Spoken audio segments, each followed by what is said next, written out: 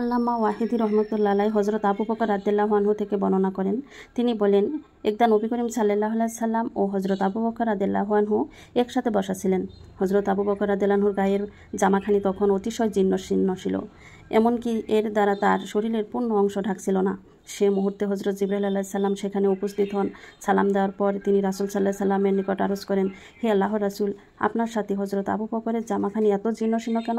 নবী করিম সাল্লাল্লাহু আলাইহি সাল্লাম তখন বললেন, হে জিবরাইল, মক্কা বিজয়ের পূর্বেই তিনি তার সকল সম্পদ আল্লাহর রাস্তায় ব্যয় করেছেন। জিবরাইল আলাইহিস সালাম তখন বললেন, তাকে বলুন যে আল্লাহ পাক তার প্রতি সালাম প্রেরণ করেছেন।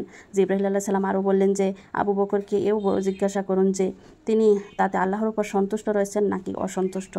হজরত রাসূল সাল্লাল্লাহু আলাইহি সাল্লাম তখন আবু বকরকে বললেন, আল্লাহ পাক তোমাকে সালাম প্রেরণ করেছেন। তিনি এও জানতে চেয়েছেন যে তোমার দরিদ্রতার জন্য তুমি তার প্রতি খুশি আছো নাকি অসন্তুষ্ট। হজরত আবু বকর রাদিয়াল্লাহু আনহু কেঁদে ফেললেন ও বললেন যে আমি কি আমার প্রতিপালকের উপর রাগ করতে পারি?